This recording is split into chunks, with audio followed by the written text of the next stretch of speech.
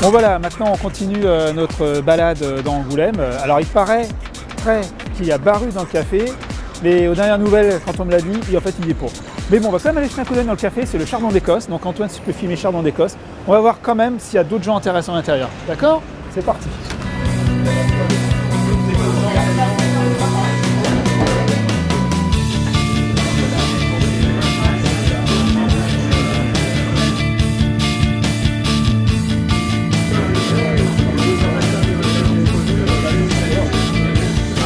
Je me trouve dans un café où l'ambiance est super et je me trouve avec un grand dessinateur qui fait l'actualité en ce moment, c'est-à-dire Nob.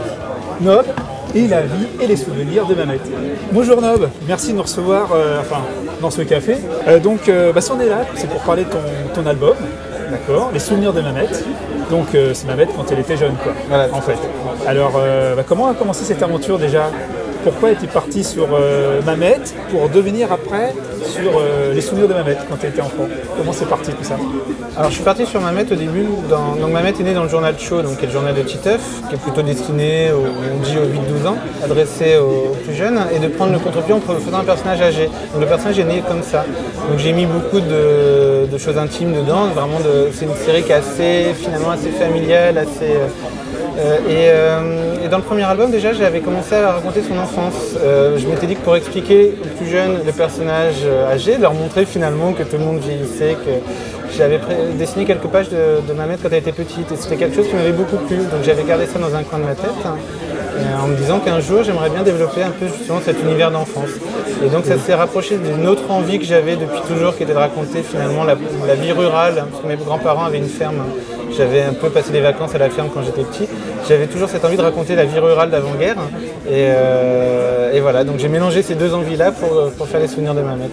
Je suis parti spontanément sur un ton qui était un peu plus dur finalement que la série mère. C'est-à-dire finalement la série Mamet est très optimiste. C'est vraiment une grand-mère qui a bien vieilli et qui est heureuse de vivre. Et je m'étais dit que si elle était si heureuse de vivre, c'est parce qu'elle avait peut-être passé des choses dures par lesquelles elle était passée par-dessus.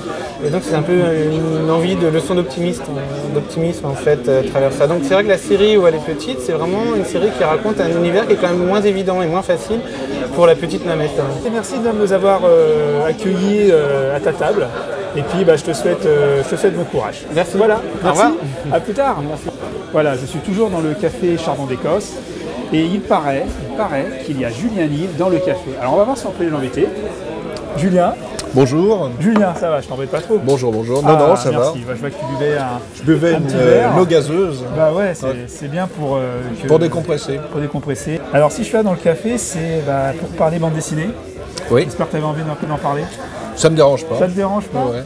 Donc tu veux qu'on parle de loup? Allons-y. Bon alors on parle de loup. Donc c'est parti, on va parler de loup. Donc comment t'es venue cette idée de créer ce petit personnage féminin toute gentille avec une maman complètement folle de jeux vidéo Eh bien en fait à la base c'était une commande du magazine Cho et donc ils m'ont demandé de travailler et d'imaginer une série. Moi en parallèle je venais d'avoir une petite fille et donc je me disais que c'était peut-être intéressant de créer une série dont elle puisse être fière quand elle soit grande. Donc là tu t'attendais à un tel succès? Je m'attendais pas.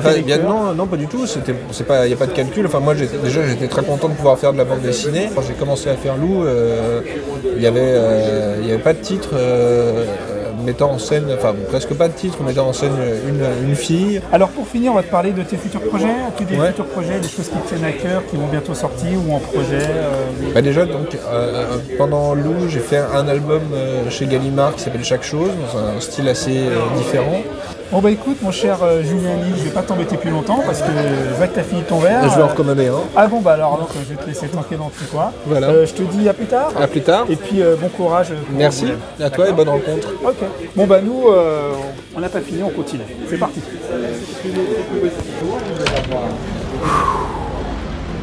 C'était éprouvant parce que on a vu du monde à l'intérieur. C'est vraiment une super ambiance Angoulême.